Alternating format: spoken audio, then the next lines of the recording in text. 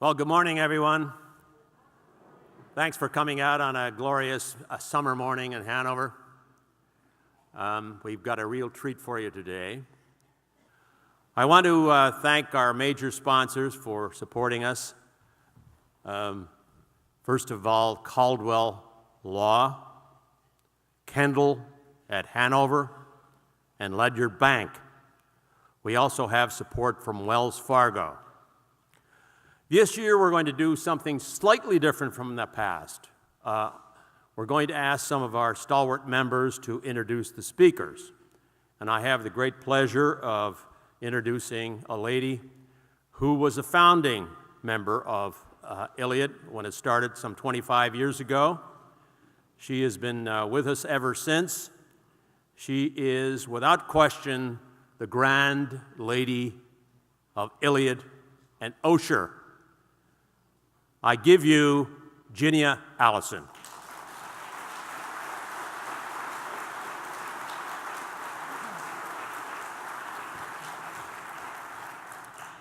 That was certainly a warm welcome to me, but my role here is to introduce our speaker this morning, Matthew J. Slaughter, who's the Dean of the Tuck School of Business at Dartmouth. Now, I know that you all have read our publicity and the programs, so I don't need to tell you that Matt has served as a member of the President's Council, particularly in the role of international portfolio. Nor do I need to say that he has been a consultant and advisor to the Federal Reserve Board, to the International Monetary Fund, to the World Bank, to the Congressional Budget Office, and the National Academy of Sciences. I should, however, mention that he received several years ago Tuck's Teaching Excellence Award, and you will see why very shortly. And Matt himself said that he is proudest of the fact that he is husband to Lindsay and father to Nicholas and Jacob. So would you join me in welcoming Matthew Slaughter to the podium? Thanks, Jimmy. That's very sweet. Thank you, Dean.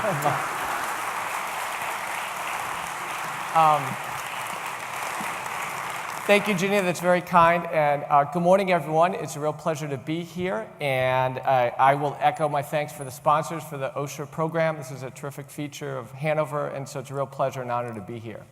So we're going to talk about this fascinating topic of the economic power of the United States in the 21st century. And don't worry, in the next 60 minutes, we'll have all the questions resolved, so it's such a simple topic, it'll be great. No, I'll say a couple things at the outset. And by the way, I've got some slides here that are going to accompany my talk. By all means, if you would like to have these slides afterwards, you can. I've shared that with Tom and folks, so you guys can figure out how to do that. If you can't see the pictures way far back, don't worry, I'll tell you what's on them. They're just meant to guide our conversation, to put some facts on the table, to think about this really central concept of economic power. I'm an economist by training, and so I admit I'm a little biased in thinking the different dimensions of sovereign power that we think of in the world, be they in terms of national security, military, soft power, some of the fascinating topics you all will be discussing in this summer series. I think a lot of those, the magnitude and presence of those have a lot to do with a country's economic power or lack thereof, okay? So with that, let me just say a couple things to start our conversation. One frame I want to give is there's really no single definition of economic power. So we economists, we don't know a lot. we don't predict things well, like financial crises. But there's the notion of what determines the economic power of a country, I think, is a fascinating one because it involves a lot of different factors. So what I thought I would do in the first part of our conversation this morning before our break is present to us 5 considerations of economic power. And for each of them, we'll spend a few minutes just talking through a few facts and try to get clear where the United States is today, either in an absolute sense or relative to other countries, on these dimensions of economic performance. And each of us can then think about, and in the questions and answers we can clearly discuss and think about how we might aggregate these different notions of economic power to come up with some measure. So I'm going to want us to think about economic growth. That is, in some sense, the total size of an economy like the United States and how quickly or slowly the size of that economy might be growing. Second thing I'm going to think about is income distribution. So companies produce goods and services. People who work for those companies and the owners of those companies, they earn income from all of that production. And so an important issue, I think, for a country is not just how large it is in terms of its output and its income, but what's the distribution of that, especially across different kinds of workers. Third thing I'm going to want us to think about is how the United States performs compared to other countries. So this topic is inherently one that is global, so I want us to spend a little bit of time getting a sense of thinking about the US economic performance recently relative to other countries. The fourth consideration we're going to talk about is the fiscal position of the United States. I'm going to focus on the federal government. So fiscal policy has to do with the taxes that a government raises and the type of and amount of spending that it does with that tax revenue or through borrowing. We'll focus on the federal government of the US. These issues clearly apply at the state and municipal levels as well. So I'm going to want us to think about where's the United States fiscally today? If the economic power is to some extent distributed by the state, what's the economic position of the federal government today? And then the fifth and final topic we'll spend a few minutes on before the break is thinking about what I've called the sense of the citizenry. So the economic policies of the United States that are an important way through which our economic power gets promulgated throughout the world. Those policies have a lot to do clearly with who's in Washington, D.C. We can talk about that. And they have a lot to do, though, with us citizens and our underlying preferences for what happens economically. So I'm going to want to look at some public opinion surveys about how people feel about their economic performance. And actually, before the break, I'll preview, I've got two questions I'm going to leave us with before the break I'm going to want people to think about for economic power to start the Q&A, based on a lovely recent survey that was done by the Pew Research Center in Washington, D.C., and then after the break, we'll start our Q&A by looking at the answers to that survey relative to what you people think, okay? And last thing I want to say at the outset, full disclosure, I'm an independent Tigger. Meaning, independent is an adjective here that refers, I continue to do, and I have done a lot in Washington, D.C. over the years, but I'm a lifetime independent. I've had the pleasure of working for a Republican president. I have the pleasure of working with a lot of Democratic senators and representatives over the years as well. So I do a lot with people on both sides of the aisle. And it's important, I think, because some of the issues we talk about will clearly relate to your political views. And with the upcoming presidential campaign and things, we can clearly talk about that. But I just want to stress that at the outset. And the second word, Tigger, probably most people here remember the Winnie the Pooh stories from A.A. Milne. So as Ginny kindly said, our boys, Nicholas and Jacob, over the years, Lindsay and I, when you read the stories of Winnie the Pooh as an adult, you realize that the characters that lived in the 100-acre wood, they have very different personalities, like a lot of people whom we know in our, in our lives, friends and family. And I tend to be an optimistic, sort of glass half full person. So I'd consider myself a Tigger, so I wore an orange tie. But I want to say that at the outset, because frankly, some of the data I'm going to show us about where U.S. economic performance is today aren't all that Tiggerish. And we can think about whether it's a little bit more like Piglet, right? Piglet, the little pig, he was kind of, sometimes happy, but sometimes a little nervous about things. And depending on your view of the world, some of the data you might consider to be downright like Eeyore. Eeyore was quite gloomy, but often reasonably and intelligently so. So this will kind of inform how you think about economic power, okay? So with that, let's talk about the first topic, which is economic growth. The main way that countries measure the total economic performance is something you hear about called gross domestic product, GDP. You hear about it in the financial news if you watch CNBC, or you read about it in the Valley News or the Wall Street Journal. So gross domestic product is a method of accounting to add up the value of all the newly produced goods and services for a country in a given year. And one of the things that's nice is we'll talk about every country in the world has the same methods of measuring GDP. So if you add up the value of all the educational services that we at Tuck and everybody else produces, all the automobiles, all the airplanes, all the hotel services, that in total is gross domestic product. So I want us to think about, now today, as you might know, the single largest economy in the world in terms of GDP is the United States. Our gross domestic product in 2014 was about $17.4 trillion. That's a lot of money to you and me, I get. And again, there's income that's generated from that we'll talk about. But I want us to think about not the level of GDP, but growth. If we think about power, I think a lot of times you think about, well, where are we today and what's been the growth in GDP in the past and what might it look like in the future? So let's think about economic growth in terms of GDP growth. And I'm going to show us a couple pictures related to that. The first one is 50 plus years of average GDP growth in the United States. So this is average annual GDP growth in the United States, starting in the 1950s, the 60s, 70s, 80s, 90s, and then I lumped together the 14 years so far of the 2000s. And economists sometimes talk about GDP growth with the metaphor of an automobile's speed limit. Countries have a speed limit rate of growth based on how much they grow their productive capacity, which I'll talk about in a minute. But the first message I want you to see here is those blue bars are getting shorter over time. In some sense, the GDP speed limit of the United States is decelerating. The sustainable average GDP growth of the United States seems to be slowing down. Average GDP growth in the 50s and the 60s was over 4% per year. And in the 2000s thus far, it's been slightly below 2% per year. So the speed limit rate of growth in percentage terms has been cut in half.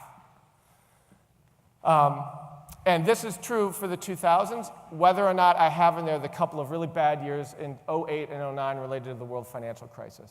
So even if you kind of abstract from the issues of the financial crisis, what we see here is that looking over a long time period, the speed limit rate of growth of the US is slowing. Now, why is that happening? There's two main things that drive the GDP growth of a country. It's productive capacity. One is how many workers there are in the economy, the labor force. And then the second thing that really matters is how productive those workers are and the growth in their productivity. So economists tend to try to understand trends in GDP growth, slowdowns like this or speed ups, by measuring the growth in the labor force and growth in productivity. So labor force is the number of workers. Productivity is how much output each of those workers produces on average. And that productivity depends on things like what's the state of our educational system to build the skills? What's our immigration policy? What tax and other incentives do we have for companies to make investments in new technologies and new capital through research and development and things like that? But let's look at two more pictures, one for labor force growth and one for productivity. Here's labor force growth over the 50s, 60s, 70s, 80s, 90s, 2000s, and projections of the federal government for the few decades ahead. So one of the things that's clearly happening is the labor force growth in the US has been slowing. And what you see here in terms of the rise in labor force growth and this downturn, that's the baby boomers moving through the US economy and being followed. I know my hair's graying as well, but at 46 years old, I'm a baby buster. So I'm not in the baby boom generation. So the main force you see in this picture is the 76 million people that were born between 1946 and 1964, aging, entering the labor force, especially not just men, but rising female labor force participation, which was terrific in many ways. And then the traditional baby boomers reaching traditional retirement years and exiting the labor force. So one of the reasons the speed limit rate of growth for us is slowing is our labor force growth is slowing. The big wild card with this is immigration policy. So actuarial tables of birth rates and death rates largely determine the labor force growth. But the big wild card we can think about is whether we as a country want to be more open to immigrants in the future, be less open to immigrants. That's the main wild card with projections for the future. So labor force growth is projected to remain quite slow in the future, unless we were to have some sort of big expansion of immigration policy. But the more worrisome thing than the labor force growth, I think, from my perspective as an economist, is the slowdown in productivity growth. That's in this next slide. Here's average annual labor productivity growth. I've broken up here into different periods, not decades, because there's clear periods where we've had productivity changes that economists spend a lot of time trying to understand. From the end of World War II up until the early 1970s, productivity growth was tremendous, almost 3% per year. Then there was a lost generation in terms of productivity growth where it fell down to almost half that. With advances in IT computers and the fact that I'm running this off this cool Apple laptop and things, we had a productivity surge in the United States in the second half of the 90s and the early 2000s. Productivity growth went back up to 3% per year. But in the past decade, productivity growth has slumped again to an average rate that's even slower than it was in the 70s, 80s, and early 90s. And we don't fully know why that's happening, although we could talk about the forces in terms of policy later that don't contribute to companies being more innovative, taking on more research and development, investing more in capital. But these differences in productivity growth, when you add them up with the magic of compound interest over many, many years, have a huge implication for how big a country's economy is. When productivity is growing at 3% per year, the total size of the economy doubles in about 23 years. When productivity grows at the rate it is now, which is only about 1.4%, it takes almost 50 years for the economy to double. So economists recognize that when you think about the economic power of a country, one of the really important things is the rate of productivity growth. In fact, if you look over the whole 20th century of the United States, about 80% of all the growth in the economy of the US over the 20th century was driven by growth in productivity. So one of the things that you should wonder about when you think about the economic power of the United States is what's going to be that rate of productivity growth? And of late, it's been quite slow. If you kind of read about these things in the newspaper or see coverage on TV, you'll hear people using phrases like secular stagnation, slow down in the speed limit. What they're talking about is this picture. And if this picture doesn't change in the future, that is really going to have an implication for how slowly the economy overall grows, okay? So that's the first consideration, is economic growth. The second consideration I want us to spend a few minutes on is income distribution. When John Kennedy was president, he had a couple of lovely economic speeches where he had this metaphor where he talked about an economic aspiration of the rising tide lifting all the boats. So if we can map that to what we're talking about here, the rising tide is economic growth. And the notion of lifting the boats is the notion that people working to help create that output, their incomes are rising along with the increase in the output. Not necessarily every person in the same percentage or dollar increase in income, but the notion of the lifting of all the boats is the idea that a lot of American workers are enjoying rising paychecks as economic growth rises. So we'll want to take a look at, for a country's power, not just how big the economy is and how it's growing, but what's happening to the growth in worker incomes. So let's take a look at that. First, let's look at the first part of the 20th century, and then we'll pull it closer to today. Here's a picture that goes all the way back to 1913. That's when the US government first instituted the federal income tax on people and companies. And for better or for worse, the Internal Revenue Service started collecting taxes from people. And what you can do then, economic historians have done, is they go back and they look at IRS tax return data to try to get a sense of the level and distribution of earnings. So this is data taken from of all the income reported to the IRS by people, starting in 1913, year by year. And there's two lines on here. The black dots, they indicate the average income of the bottom 99% of people reporting to the IRS that year in terms of income. And the white diamonds, that is the income of the top 1%. Now, the axis here on the left, if you can read it, or later, that's for the 99%. The axis for the 1% of tax filers, that's over here. And I've got it covered up right now. I'll show it on the next slide. And you can see, some of 20th century history definitely jumps out here. This period here with a big drop in everyone's incomes, that was the Great Depression, 1928 to 1933. Huge drop in average incomes of most workers by about 25%. But if you pull back from those business cycle issues, what you see, especially after World War II, was this period of very strong growth of almost, on average, almost all workers in the United States. That period from about 45 to the early 1970s, that was a period of strong economic income growth for almost all workers. So the first 3/4 of the 20th century in the US, you had pretty strong growth in incomes for lots of workers. Now let me add in the last 25 years of the 20th century. That's this slide. Yeah, and a lot of people are noticing a couple of things. One is the incomes of the bottom 99% didn't grow very much. They ticked up and down here and there, but boy, if you kind of pull back and look from the peak in 1973 to the most recent year of data that we have, which is 2012, the average income of the 99% people is virtually unchanged. And for the top 1%, the income that they reported to the IRS, this is all in 2012 dollars, so it's adjusting for price inflation, what economists call the real income. The real income of people in the top 1% of tax filers rose from about a little over $300,000 in the late 70s to slightly over $1 million today. So the average incomes of the top 1% about tripled.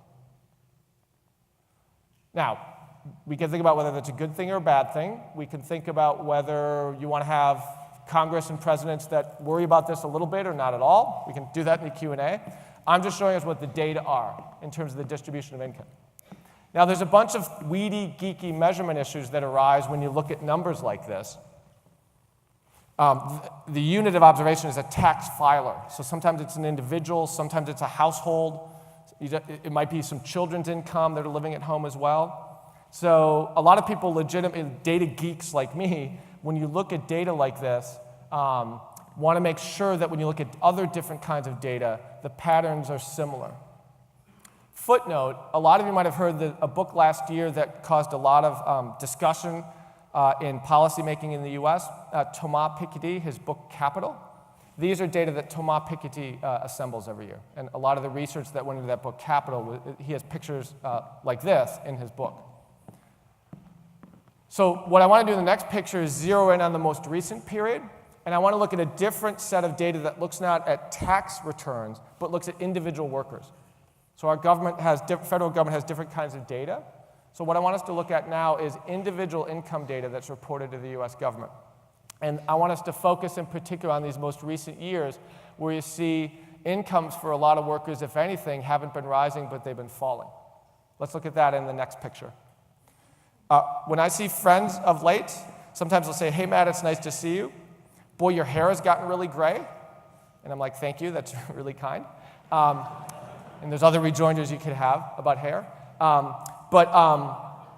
Honestly, this picture that I'm going to show us is not a very tigorous picture. And this is a picture that of the ones that, with the work I do in policy and teaching and things, really worries me a lot. Because if I invoke John Kennedy again, the rising tide in the US, what economic growth we've had in recent times, there hasn't been much income growth for most workers.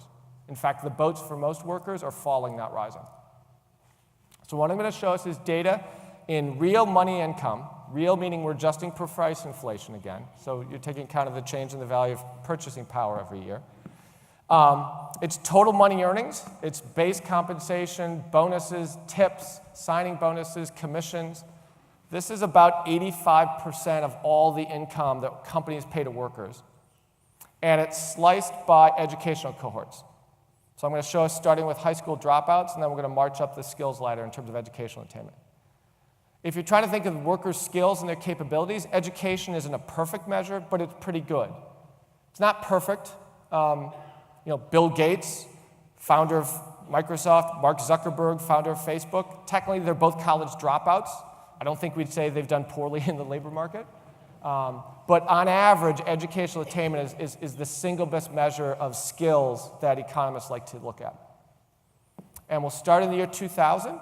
And the most recent year of US government data we have is 2013 still.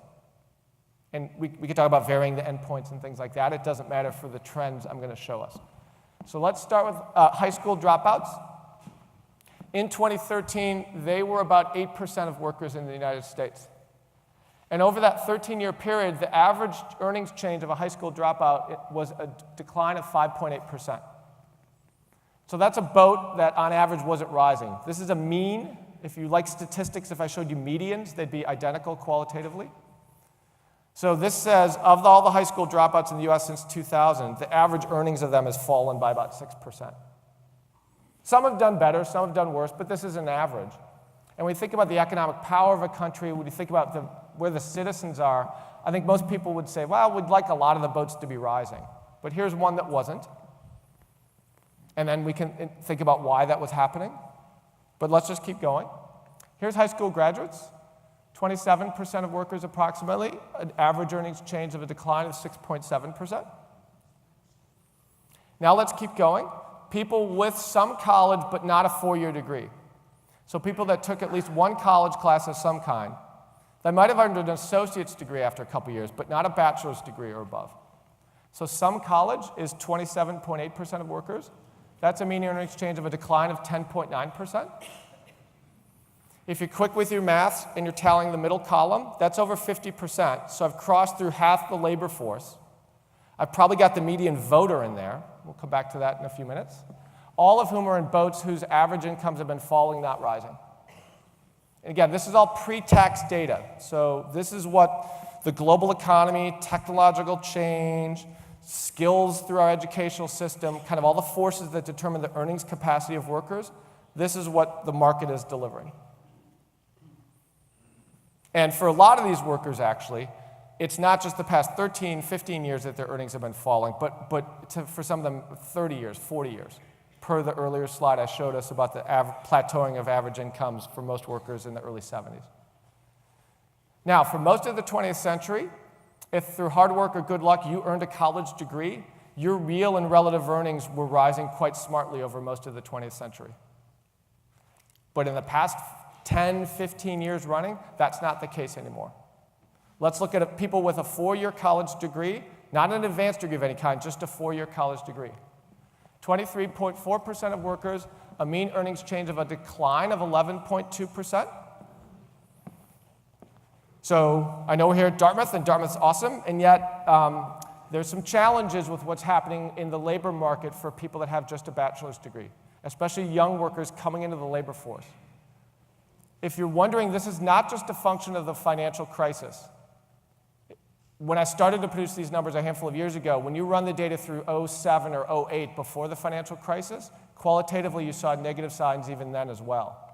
The financial crisis has made it worse for a lot of workers, but this is not just a function of the financial crisis and the deep recession after that. So let's keep going. Non-professional master's degrees, master's in social work, master's in public policy, master's in education. That's about 10% of workers. A mean earnings change for them over this period of a decline of 7.6%. So if you're tallying the middle column, I've got 96% of the American labor force, all of whom are in educational cohorts, whose average earnings have been falling, not rising, for well over a decade, now approaching a generation. Who's left? So the PhDs, about 2% of workers, 1.9%, an average earnings change of an increase of 4.5%. And who else is left educationally? Excellent. The Tuck School says. The doctors, lawyers, and MBAs, the advanced professional degrees. 2.1% of workers, an average earnings change of an increase of 12.3%. So you will hear folks like me sometimes discuss the skewness of income growth in recent times. The fact that it's been very concentrated in a relatively small share of high talent, high income individuals, that's very clear in the data. You may be indifferent to this slide, you may care a lot about this slide. Bernie Sanders cares an awful lot about this slide. But these are just data that the economy is delivering. And I will say from my perspective, I do like the notion of the rising tide lifting a fair number of boats. There's not a lot of boats that are rising here. One other way that our US government allows us to look at these types of data is looking at households. So these are individual workers. Now I can look at households through census data, and I can look at average household income. Median household income in the most recent year of data we have, 2013, was $51,939. That's $493 less than it was in 1989. If you line up all the households in America and take the one right in the middle of the income distribution, their income today is less than it was in 1989. Like I said, gray hair when I look at data like this, but if we think about income distribution and who's getting the gains in income from what growth and output there is, this is what the US economy has been delivering. And then we can all consider whether this makes the US more powerful or less powerful in some economic sense. Third thing I want to look at for a minute is how we're doing compared to the rest of the world. So let's think about other countries. There's a lot of countries. There's a lot of data I could show us for other countries. So here I want to be much simpler. I want us to look at a picture, actually 2 pictures. So think about what you know about the sweep of the global economy over the past 5, 10, 20, 30, 40 years. And I'm going to try to summarize all that with a picture that hopefully is worth 1,000 words. Okay, so if a picture's worth 1,000 words, who here can tell me where this is in the world? Awesome. So a lot of people have been here, or they recognize it from armchair traveling, whatever ways they've traveled. This is a picture of Shanghai, China. So this is the Pudong River, this is the Huangpu River that meanders through much of Shanghai. Out here is an area called Pudong. In the foreground is a pedestrian walkway called the Bund. Some of you might have stayed or visited here. This here is the tower on the famous Peace Hotel.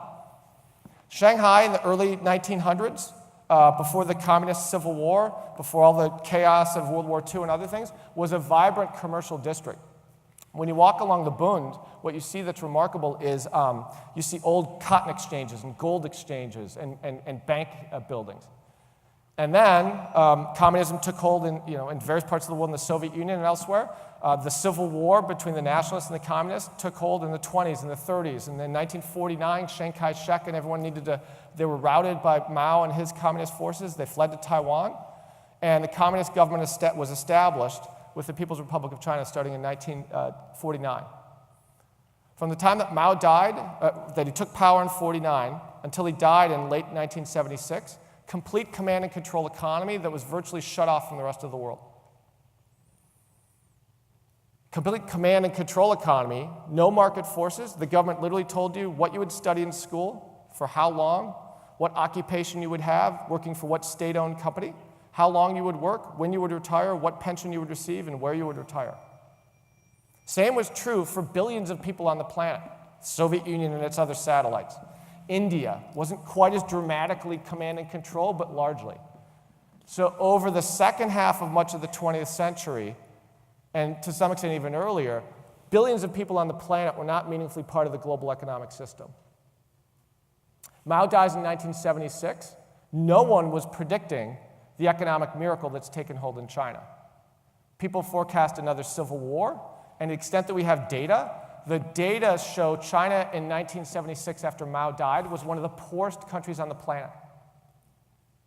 And yet, that didn't happen. A gentleman named Deng Xiaoping managed to rise to power despite the fact that he was almost killed twice during the Cultural Revolution.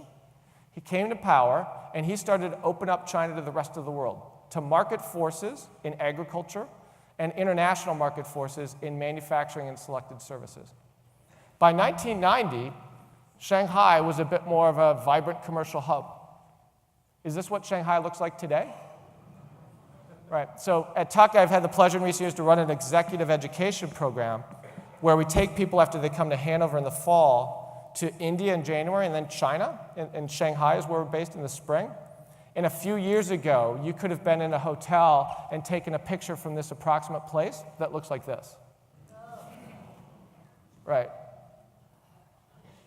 So the financial district of Pudong has exploded. This is the Communist Party's TV tower here.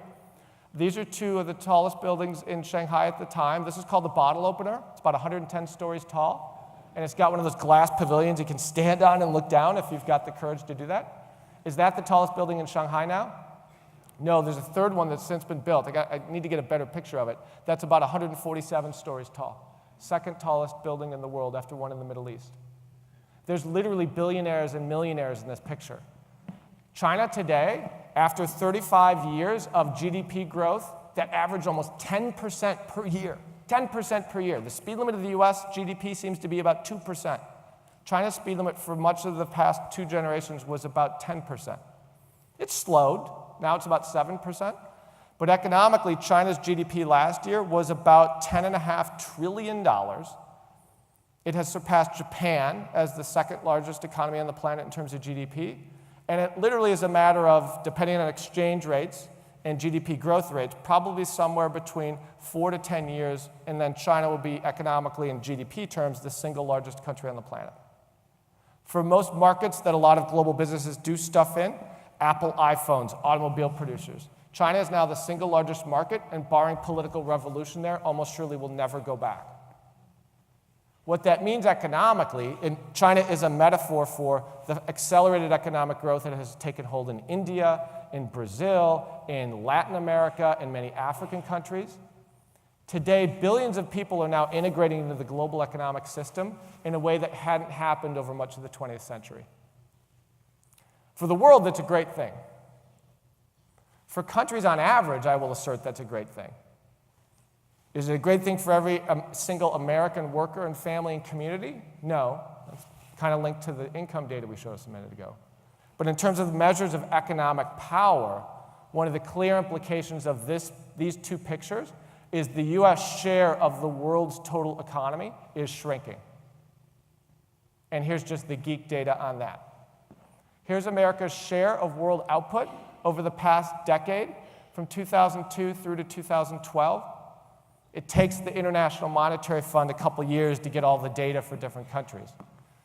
But what the clear message of this blue line falling down is much faster economic growth in the rest of the world means our share of total world economic output is falling quite noticeably. From about a third, 32% in 2002, to about 22% 10 years later. Now, is that going to persist forever? No. And yet, the trend is almost surely going to continue of our share of the world economy becoming smaller and smaller. People sometimes talk about where's the economic center of gravity of the world. It is migrating away from the United States and Europe towards Asia.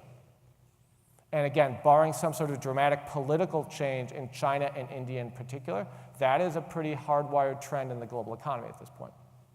I'm not saying that's bad, but if we think about the organizing topic of this morning of America's economic power, our share of world output is clearly falling and is going to continue to fall, given the trends we see in the rest of the world. The fourth, again, 5 topics I want to put on the table for our conversation here this morning before our break. The fourth one I want us to think about is the federal budget. We've talked about the size of the U.S. economy in terms of output. We've talked about the distribution of income. We've talked about how we look compared to other countries. Economic power for a lot of countries gets promulgated through the public purse.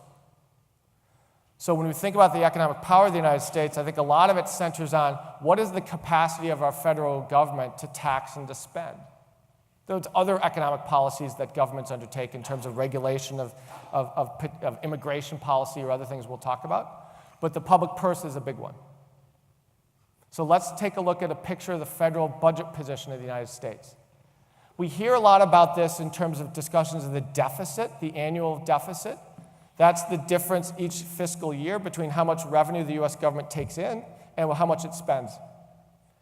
I want us to look not at the annual deficit, but at the debt of the U.S. economy relative to the size of its total output, GDP. So a common rule of thumb that a lot of economists and policymakers use for the fiscal position of a country is its total outstanding debt as a share of GDP. This has been in the news a lot with Greece of late, for example. The debt to GDP ratio of Greece these days, it's about, after 2 restructurings, which are polite words for defaults, the debt to GDP ratio of Greece today is about 175%. Right? And there's legitimate concerns about that's probably not going to be able to be repaid by the Greek government. So let's look at 200 years of fiscal history for the United States to get a sense of where we are and where we're going. Here's the federal debt held by the public as a percent of GDP from 1790 all the way through to 2010. The relative magnitudes, if you can't see on that vertical axis, don't worry. That's 20%, that's 120%. I just want us to focus on the trends, kind of what's been the fiscal history of America. Our fiscal history is we incur a lot of debt in times of national strife. In particular, in times of war, a surge in debt during the Civil War, during World War I, and during World War II. And we've also done it twice during 2 periods of great, not military and civilian calamity, but financial and economic calamity. We also had the federal government borrow a lot more and spend more during the Great Depression, right here, and most recently during the financial crisis of 2008 through 2010. What the United States has done is politically we've decided in explicit or implicit ways during times of national emergency, our federal government says we are going to spend more and in certain ways tax the people less, so we have the resources we need to meet this national emergency. We clearly see that during the 3 prominent wars here of the Civil War, World War I and II, And for better or for worse, we've chosen to do it during great economic times of crisis. In fact, the total size of the federal government expanded greatly during the Great Depression. This was FDR bringing online Social Security and other things. But notice one of the things that has happened in recent years is we borrowed dramatically as a country. We ran federal deficits as a share of GDP of 10, 9, 8% per year for a few years running. Over a 5-year period, the total stock of debt the federal government took on was about $6 trillion. So right now, as a share of GDP, but for a few years in and around World War II, the US federal government has never been this indebted as it is today. You might think that's fine, you might not worry, but let's just be clear, relative to history, we're kind of in a pretty unusual position. Historically, what the United States has done after the periods of crisis has ended is we have, through a combination of higher taxes and economic growth, we have paid down that debt. So what you see is over time, after the crisis of the Civil War, faster economic growth and higher taxes and lower spending, we managed to get the debt down.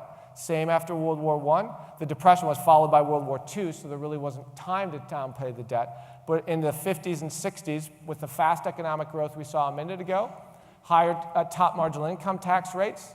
In some periods during the 50s and 60s, the top marginal personal income tax rate was 91%.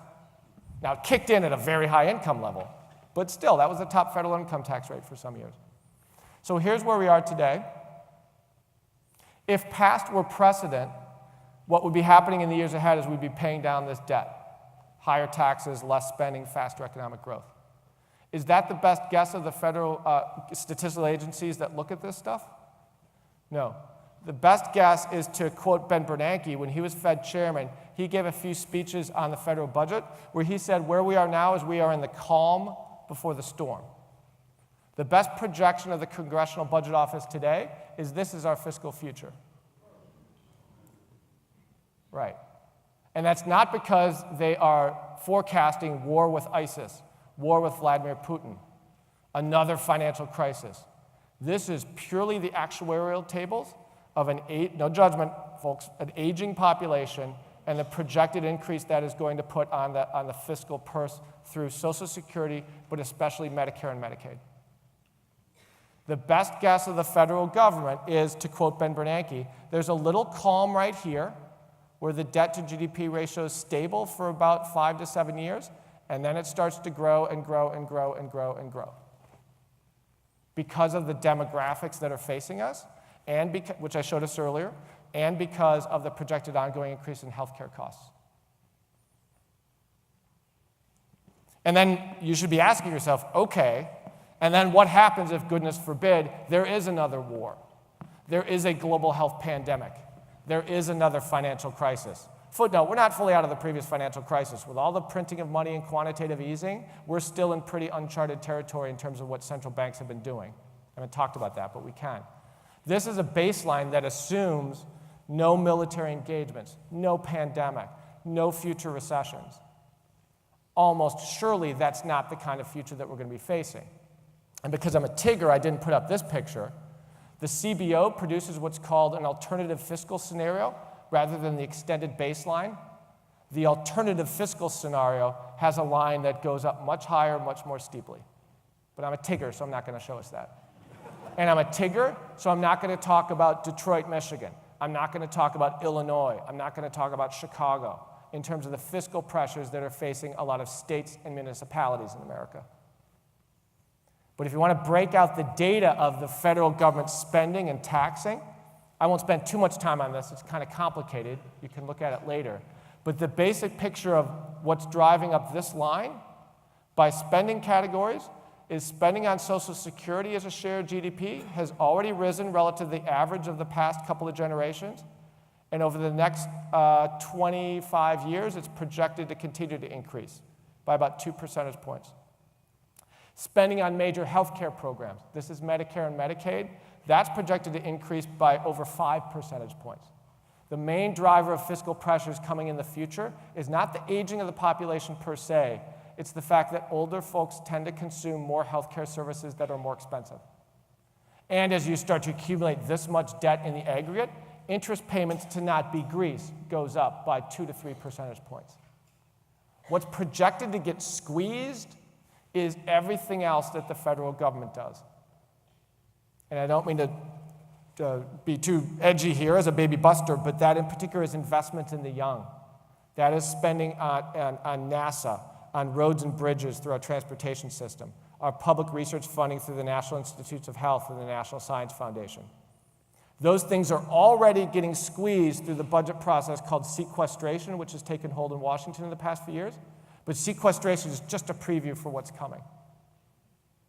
Unless we make some different choices as a society, and in the presidential campaign and everybody coming through Hanover and the towns, we're going to hear a lot about that.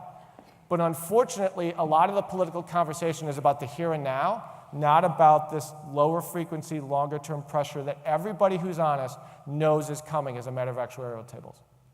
The one Tigger-like wild card in this, Dartmouth has one of the best research places on the planet for trying to understand how to generate higher quality healthcare at lower cost. If we could find a way to bend the cost curve in healthcare, as people say, the projected increased spendings on healthcare programs won't be as dramatic, and the pressure on the federal budget won't be as large. But frankly, right now, that's a wish. No one really knows how to scale sustainable innovation in healthcare to slow the rate of growth that's projected. So fiscally, our country today is more indebted than it has been in any time in its history, but for a few years in and around World War II. And the demographics that coming are going to inexorably push that upward on current policies and projections. The last thing I want us to think for a few minutes about before the break is what's the sense of citizenry? What's the sense of people in America? I'm a Tigger, but I want us to think about how many Tiggers do you think there are in America when people are asked, how do you feel about where you are economically? How do you feel about where the country is? Unfortunately, the data show quite clearly America's sense of economic security has waned noticeably.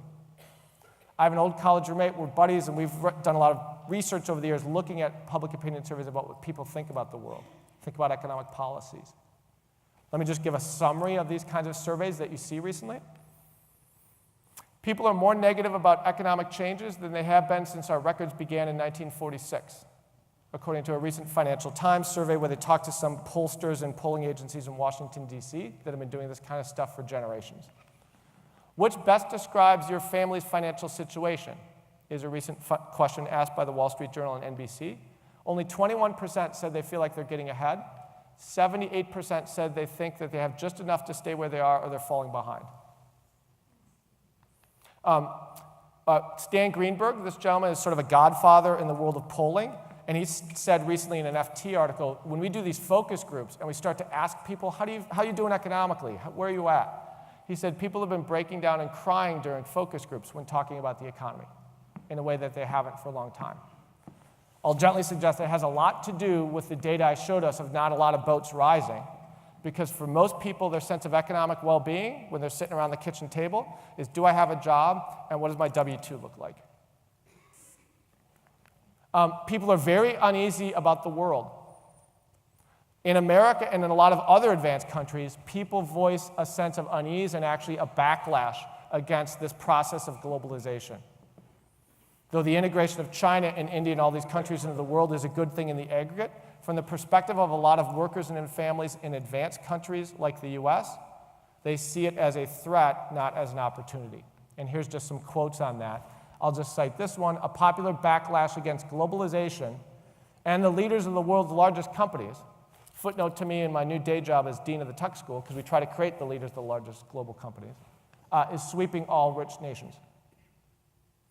And so when you look back to the US, oftentimes there's a set of questions that really get at the sentiment of people that are called these thermometer questions.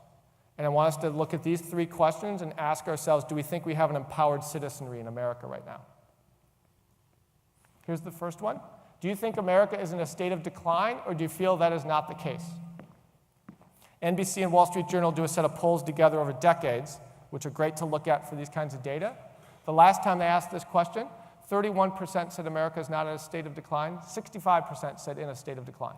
2-to-1 ratio there, in kind of a not-so-Tiggerish direction. Is the U.S. on the right track or the wrong track? 2-to-1, more than 2-to-1 ratio, off on the wrong track, 62% to 28%. And if you really want to get the sense of how people are feeling, don't ask about themselves, ask them about who? Good, their children. Do you feel confident or not confident that life for our children's generation will be better than it has been for us? They've been asking us a long time, so I went back and looked, coming out of the last 2 recessions before the crisis we've just had, go all the way back to the recession of the early 1990s. Coming out of that, 50% said confident the future will be better, 45% not confident. Look at the recession, the little recession of the early 2000s. 49% said confident, 42% said not confident. So even coming out of those business cycle downturns, a majority or plurality of Americans said they were confident about the future for their kids. The last time they asked this question was about a year ago, 5 years into an aggregate recovery in the US, and only 21% of Americans said they were confident for their children's future. 76% say they're not confident that the future economically for their kids will be better than it is for them today. I don't like these data at all, but if we're going to have a reasonable grown-up conversation about America's economic power, these are the kinds of numbers I think that are relevant. The size of the US economy, the distribution of income, how we look compared to other countries, what our fiscal position is, and in some basic sense, because it's how the people feel and through the electoral process that determines our policies in this country, do we actually think we're an empowered country? And I'm kind of intimating what my answers are. Let me close with a few thoughts, and then we'll take a break, and we can continue this conversation afterwards. Here's a picture that I think summarizes well kind of where we are right now. Who's that? Whoops, sorry. Who's that? Nancy Pelosi. That's James Clyburn. That's Steny Hoyer. Still 3 of the main Democratic leaders on the House side. And again, I'm independent. The evening this picture was taken, we had equally gloomy Republicans wandering around Washington. This was September 29th, 2008. So fall of 2008, you should be thinking, financial crisis. What happened in the well of the House of Representatives with the vote they took in the afternoon on September 29th? Anybody remember? So they voted on a bill. It was a 4-letter, it had a 4-letter acronym that rhymed with HARP, TARP. So let's go back 7 years in history. Almost 7 years. September 15, 2008. Middle of the night, early in the morning, Lehman Brothers files for bankruptcy. That was a couple weeks after the federal government had to take over Fannie Mae and Freddie Mac. As the financial crisis was taking hold and Lehman Brothers died, and all of a sudden everyone realized, oh my goodness, economically the world is a mess and a chaos because Lehman Brothers just died. And the big insurance company AIG went to the Fed and said, by the way, we wrote all these derivative contracts that bet house prices would never fall, and they've fallen, and now we need a little money. And the Fed said, how much? And on the Friday before Lehman filed, they said $25 billion. And by Sunday night, they said we need $75 billion. And so 2 days after Lehman died, the federal government announced we're giving AIG $80 billion. And every financial person in Wall Street and elsewhere in the world said, I thought I used to be able to trust you and you and you, and now I have no idea what your position is, and I'm not going to do any business with you. And capital markets began to seize up. And people might say, good, the greedy bankers getting their comeuppance. But it was much worse than that, because then Jeff Immelt, Dartmouth graduate and CEO of General Electric, he and many other CEOs of industrial companies and services companies realized the crisis is so bad, the banks that fund our day-to-day operations through commercial paper and things like this, they're stopping doing business with us. So they panicked and they called Ben Bernanke and they called Hank Paulson, Dartmouth grad, Secretary of the Treasury. And they said, we can't roll over commercial paper. This is not just a financial crisis. This is becoming an economic disaster. If we can't stem the panic in world capital markets, very quickly we will not be able to pay our vendors, meet payroll, buy inputs. We will have to start laying off people. How many? In the aggregate, it became clear millions of people. It became clear we were really, really, really close to the financial crisis triggering a Great Depression. Ben Bernanke and Hank Paulson went up to Congress one evening, it was September 20th, and convened the House and Senate Republican and Democratic leaders and said, we need to talk. Hank opened the meeting. Some might know Hank Paulson here. He's a Dartmouth grad. He played football. He's got his broken finger. Hank talks like this. And Hank's, I worked for Secretary Paulson. He's lovely. He said, it's really bad. here's Ben. And so they turn over Ben Bernanke. And Ben, in his very academic, wonderful way, explained to everybody that basically we were on the cusp of a Great Depression. And the blood drained from the face of everybody in the room. And they said, what do we do? And Ben Bernanke said, well, we really don't know. Chairman Bernanke at the Fed said, we will do what things we legally can to try to stabilize the confidence in capital markets. But we're probably going to need the federal government to do something with more taxing, less taxing and more spending. And Secretary Paulson said, we're going to call it TARP, the Troubled Asset Relief Program. And we don't quite know what we're going to do. We're completely making this up on the fly. But we think we need a lot of money from taxpayers, $700 billion. And Barney Frank and a lot of leaders in the House and Senate went out that night on both sides of the aisle and said, we're in a national economic crisis. We're going to pull together and actually get this thing done. The legislation got written hurriedly. It went through the committees very quickly. And on the House side then, the debate took hold on the Friday before this Monday. And then as the deliberations went hold, the usual kind of partisan bickering that we see a lot took hold. The bipartisan comity melted away, and people went to the floor and they started to give speeches. The Republicans said, I will vote for this, and yet, by the way, it's the Democrats' fault. The Democrats got up at the same time and said, I will vote for this, but by the way, it's the Republicans' fault. And I did a little TV actually here at the Dartmouth studio that afternoon before the vote happened. I went back to my office, and a colleague came by and knocked on my door and said, are you watching the vote? Because in real time on CNBC and C-SPAN, they were watching the TARP vote. And people began to realize that the clock of the vote was ticking down, that rather than the House approving the $700 billion request, they voted it down. What happened to global capital markets as everyone began to realize the House was going to vote down the TARP? They started to crash. Within 90 minutes, about $1 trillion in market capitalization was wiped out on the New York Stock Exchange. By the close of trading that afternoon, the Dow closed down 777 points, the single biggest point drop ever in US history still. Thus the gloomy faces that night. The next day, the Financial Times ran a big column saying, will historians look at this event and say that this was a real point where America's economic power and empire starts to decline? And I work on these things, and I was scared and interested, so I read the piece, and I said, oh, yeah, good question. And I had this striking picture here. And I've spent a bit of time in Washington, so it's like, wow, that's a remarkable picture. You're standing on the steps of the Lincoln Memorial, and you're looking down the mall to the Washington Monument. The White House is over here, and then up the gentle slope to Capitol Hill to see the U.S. Capitol. And there's the sun. And I was like, wow, that's just a striking picture. And I looked at it more closely, and what did I realize? Excellent, you're looking east, not west. So it's actually sunrise, not sunset. And I knew the guys at the FT that wrote the piece, so I shot him a little email, and I said, dear friends, from a citizen of the country that beat you in the Revolutionary War, I said, don't forget, sometimes in economic crisis, that's when great leaders are forged, and that's when great choices are made. And nothing that you're talking about here about the decline of the American economic empire is predetermined.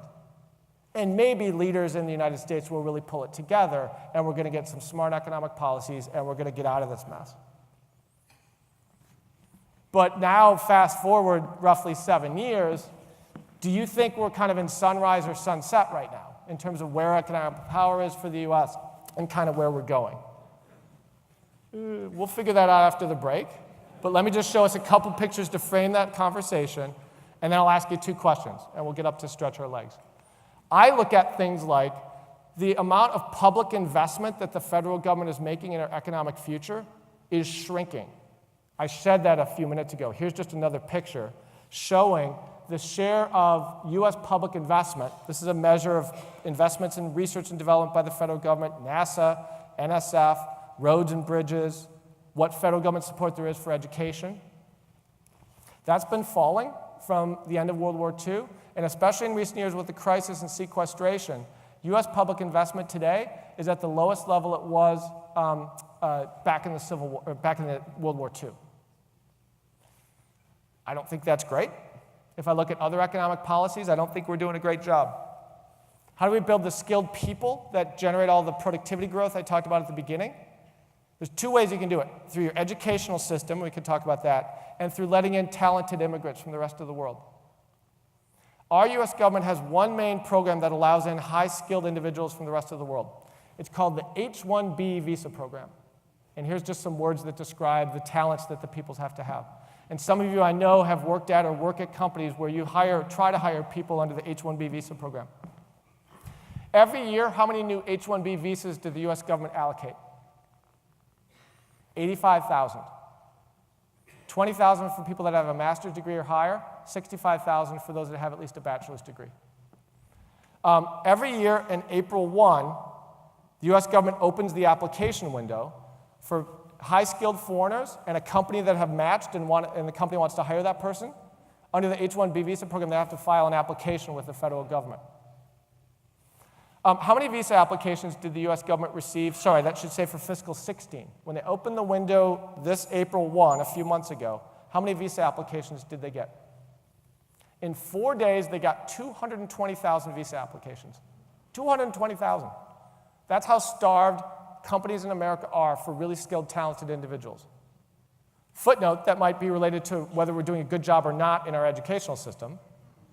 But our government slammed shut the visa window, like it did last year. Last year, they slammed it shut after getting 172,000 in 4 days. This year, it was the record number, 220,000. And then what does our federal government do to allocate the visas? They hold a lottery. So they don't look at, applicant A, Jill has a Nobel Prize and 7,000 patents. B, Matt Slaughter. Sorry, Matt, we're giving it to Jill. No, I have an equal probability if I were a foreign national as some talented individual. We hold a lottery. At Tuck, this is a huge problem. 35% of our recent student cohorts are foreign-born, and many of them aspire to work in the United States. They incur dollar-denominated debt, and then our government makes it impossible for some of them to legally work here. The lottery that happened this spring, we found out there were 6 students from the class of 2014 that are not legally eligible to work in the United States anymore. They've got about 60 days and they have to leave the country. They try to negotiate some arrangement with their employer to have a job somewhere else in the world. There goes talent, there goes taxpayer dollars, there go angry people that almost surely will never come back to the United States to work here. So that doesn't make me feel a lot like Sunrise. The other thing I'll point out is our corporate tax rate. We can talk about this after the break if you want. If you line up all the 34 countries in the Organization for Economic Cooperation and Development, the OECD, we have the single highest federal tax rate of any of those countries on our companies. And by the way, the few red countries, red indicates a company that taxes their companies not just on the earnings inside their geographic border, but anywhere in the world. I acknowledge some people need to be paying more in taxes to address some of the things in the future. But we currently have a set of policies that penalize the most productive, innovative companies on the planet and in some literal sense drive them out of the United States because of how punitive our tax code is compared to almost every other country on the planet. And we can think about whether our elected officials in government are prepared to talk about these things. And one of the things that we should think about on policy, and we can talk about more after the break, is the fact that partisanship in the United States is at record levels. Political scientists try to measure based on votes or speeches that elected members of Congress give what amount of overlap there is between Republicans and Democrats. So in the usual American parlance, you can think about, if you look at a given Congress, how much overlap there is between what I'll call liberal Republicans and conservative Democrats. This figure is a summary of a lot of interesting research by some of the world's best political scientists to look at how bipartisan or partisan the US Congress is. The House and Senate separately here, Senate in blue, House in red. There was a lot of partisanness in the US Congress from the end of the Civil War to the early 1920s. But then we had a couple of generations where there was a lot of overlap of members of Congress in their policy preferences and how they voted. And this is a period where you'd see a lot of bills that were introduced by Republicans in the Senate, Republicans and Democrats, and a lot of working across the aisle, as people talk about. But for a set of reasons we don't fully understand, and maybe you all will explore in some of the other OSHER talks, partisanship in the US has taken hold in a dramatic way. And we now have a state in the United States, like we did in the late 1800s, where there's no overlap between the Republicans and Democrats in terms of their policy positions revealed through their votes. In each of the House and the Senate today, the most liberal Republican is still farther to the right than the most conservative Democrat. Why that's happening, we don't fully understand. I'll gently suggest it does have something to do with a set of poor policies that we can't seem to move past on public investments, tax, trade, immigration. So I'm a Tigger, but I'm not quite sure that we're in a political situation right now to make the choices that's going to enhance the economic power of the United States in a way that I would like us to. It's time for a break. During the break, I would like you to consider how you would answer the following 2 questions. And you can talk about other things too and get a cookie and stuff. But I want you to think about your answer to 2 questions, because when we come back after the break, I'm going to ask for a show of hands to see how people answer the question. And then I'll compare our answers to the answers from a national survey last month on this. Okay? The first question is, today is the United States the world's leading economic power? So I want you to think during the break, yes or no, is the U.S. the world's leading economic power? And then the second question I want you to ask, because if people think about not the U.S., what's the other big country that comes to mind in terms of economic power? Awesome. Will China replace, or has it already replaced, the U.S. as the world's leading economic power? Yes or no? So let's take a break, and you can think about these 2 questions, and when we come back, we'll start the Q&A with the answers to these, okay? Thank you. Okay, we're ready now, and Matt is going to give you responses to, or you're going to give him responses. Yeah. You take it, Matt, and then Ginny will come out. Great. Okay, thanks, Tom. So I thought it'd be kind of fun. I'll try to do eyeball math up here and aggregate your responses by a show of hands. So the first question I asked was, based on everything you thought about in our conversation, is the United States the world's leading economic power today? That's kind of a yes-no question. So those of you that say yes, raise your hand. Okay, 1, 2. All right, put them down. The no's? Okay, so clearly the more yeses than no's, and that's looked to me to be like a 2-to-1 margin, so that's interesting. Okay, so those are yeses, 2-to-1 on this question. And when the Pew Research Center asked this question last month in a representative sample of the US, and they did it for like 40 other countries. So you can go online if you want, or I can give it to you guys. It's a fascinating survey that they do periodically about people's around the world, their perceptions of power and the globe and all that stuff. Here's what the US responses were. 46% said the US is the world's largest economic power. It wasn't a yes/no question. It said, which country do you think is the world's economic power? 46% of Americans said the US, 36% said China. For each of Japan and the EU, 7% said Japan, 7% said the EU. And then there are a few other random, I'm not sure what they were, but that added up to 100%. So relative to the US population, 2/3 of you said the US, but in America overall, only 46% said the US. So that's interesting. Okay, so let's go back to the second question, which was yes or no, will China replace the US, or has it already replaced the US as the world's leading economic power? So who says yes, China has already surpassed the US or will surpass as the world's leading economic power? Okay. And then who said, hands down for yeses, who says no? Okay, so this is closer, but, and Tom, I don't know what you saw, but I think it's slightly more yeses than nos. It's probably not 2-to-1, but I'd call it 57-43%. So, exactly. My eyes are, so, got it? So slightly more said yes, China will replace the US. Not quite 50-50. But here you're closer to the US overall. In the US overall, the US was within sampling error split down the middle, right? Because there's always a little bit of sampling error relative to the population. 48% said China will never surpass the United States in economic power.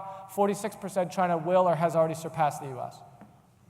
Footnote on this one, when they aggregated the world survey, just adding up the respondents from the 40-some countries they asked these questions to, on this question, the rest of the world is, in some sense, a little more pro-China.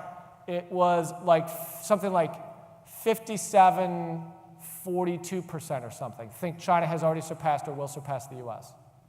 And another interesting thing I saw as I was trying to process the answers, even in the US and in many other countries, younger people and this is consistent with what we see here, younger people are more likely to say China is going to surpass the United States. Older people are less likely to say that, and that's consistent with, you're all young, I know, at heart and in all other ways, but, so there we go. So what's interesting, I think, in the US, my view, if you'd ask me, is, yeah, I think in levels today, the United States, if I think about what it means to be an economic power, is the world's single most powerful economic nation that there is. This one, I'm a US citizen, and I feel thankful for that. I'd like to answer it will never surpass the US, but I'm a lot less sure about this one, I gotta admit, per some of the numbers we looked at. So why don't we go to other questions? Well, following up on the theme of China, China is establishing the Asia Infrastructure Investment Bank. The U.S. strongly urged our allies not to join it. All these countries have ignored the U.S. pleadings and have joined the bank. Is this a sign of a decline in American economic power? Great question. The short answer is yes. I'd answer that at two levels. One is in terms of policymaking, having spent time in Washington at CEA, and it wasn't every day, but I spent a fair bit of time in the Oval Office and in West Wing and all these things in policymaking. I admit from the outside, I was shocked at how, and it's not a partisan statement, just how ham-handed US policymakers looked in this process. So just so people who don't know, what happened was a handful of months ago, earlier this year, China announced officially to the world, we want to create a new development bank. So we have things like the World Bank, where Tom and others, some people here were at, and there's other investment banks like this around the world to foster economic development, the Asian Development Bank and other things. And China said, we want to create a new bank that we're going to be kind of the lead partner in. And we're going to put in billions of dollars and tens of billions of dollars in capital, and we invite other nations to pay into the kitty and join in terms of the governance. And then the US government, I'm imagining officials of the US Treasury Department, called up their compatriots in the UK and others and said, we think it's a really bad idea if you join this bank. And I guess I would have thought if I had been in such meetings and had my old day job back then, I would have politely raised my hand and said, I don't understand which part of some of the slides and the power of China emerging and the desire to foster economic development and the reality which is today, part of what makes China and other emerging markets very grumpy about the International Monetary Fund and the World Bank is they have far less voting power today than their economic size in terms of GDP. If you go and look, and I wrote a little piece on this a little while ago, China today is the second largest economy on the planet, and yet its voting rights in the World Bank and the fund relative to its economic size in terms of GDP are like a quarter what their economic size is. And legitimately, for years, the countries like China and India that are merging into the global economy have been saying to leaders like the US, hey, this is increasingly unfair. Can we rewrite the rules and give our emerging markets greater voting rights because we're a bigger deal in the economy? And in whatever is the Washington polite doublespeak, that hasn't happened. So we shouldn't be surprised then when we don't acknowledge the emerging economic reality in the existing institutions, when these other countries say, well, we're going to create our own institutions. Right? We're going to take our ball and go home. I just thought it was embarrassing for the US that we did this politically, and I thought in terms of the economics, we in the United States missed an opportunity to either push through our own US Congress and with other partners a reform of the IMF and bank to help maintain the relevance of those institutions, and or to find a way to participate this in a way that would help us be a person at the table in some metaphorical sense. Because the bank got created and dozens of countries signed up, and every country that we asked not to join pretty much joined, and we looked stupid. Many of the questions have to do with what can we do, never mind China and the rest of the world. So here's a sampling. Please comment on short-termism. Will the tendency of companies to cater to the short-term view of shareholders hurt our economic growth? Another great question. So I'll answer the we two ways, because I heard we and I immediately thought kind of citizens, but then I'll come to companies. We as citizens and through the political process again, I want to be careful here, but the reality is this picture that I showed us earlier of declining public investment by the federal government in things like research and development, spending on roads and bridges, spending on education. This is a society that's favoring the old over the young. And I know that's a bit edgy, but I want to be real explicit about this. So we're making a choice that's different intergenerationally from what we've done in the past. And I acknowledge the demographics of an aging population is driving on existing policies and regulations this expansion of health and income provision for citizens, especially the old. I'm not saying that's inherently bad, and yet we need to be acknowledged. I think what we could do is at least to be much more explicit and acknowledge the trade-off that we are choosing to make here. And if we don't want to make that trade-off, then the math is very simple. If we would not to continue to crowd out public investments in future productivity in future generations, then either we need some new revenue raisers to pay for that, or if we like the size of our federal government as it is, then we're going to have to curtail the spending on these programs somehow. It doesn't add up any other way. We can't default on the debt. I mean, we could try that, but then we'll have another global calamity. So that's one answer, Ginny, actually, on the we. The other one on companies, I will acknowledge, and I said this to somebody at the break, I'm a firm believer that the public sector does a tremendous amount of things to create the potential for the market to work.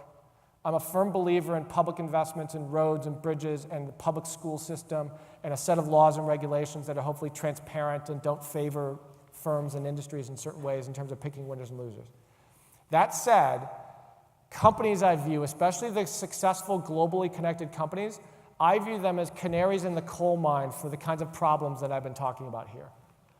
Some people at the break talked about this picture, and they said, well, rightly, this is statutory corporate tax rates.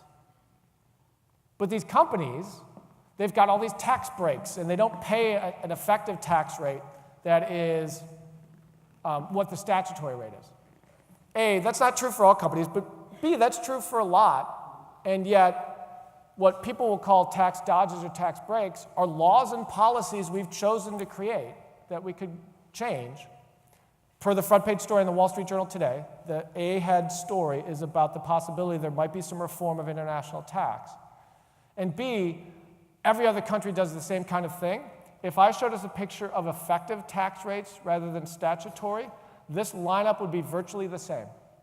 The rates would be lower because if this is too weedy, I'm sorry, but I'll just say it. The effective tax rates are lower because of things like the R&D tax credit and non-operating loss carry forwards and a bunch of things some of you lived with in your day jobs and maybe still do. But even when I line up effective tax rates around the world, we have one of the highest effective tax rates in the world as well. My view on where revenue raisers should come from is more from people, high net worth, high income individuals, not the companies. So we can talk about other dimensions of company policy if we want, but what worries me is the most successful companies that tend to be the most innovative, that tend to pay much higher wages, they're ones that are globally connected directly and through their supply chains. And those are the companies that look at the policy, I'll call it stasis here in the US. And when they are not making as many investments in America and they're expanding in other countries, I view that not as something to admonish or reprimand, but something that we should pause and say, okay, what is it about our policymaking that's not inducing these companies to want to build jobs and build investments in the future here in America? There were 3 questions asked on one piece of paper, and they all sort of meld together. But first, in an ideal world, that is a world of political consensus, if we can imagine, which short-term and medium-term measures could be taken to avoid the storm? And in the worst-case scenario, what would the storm look like?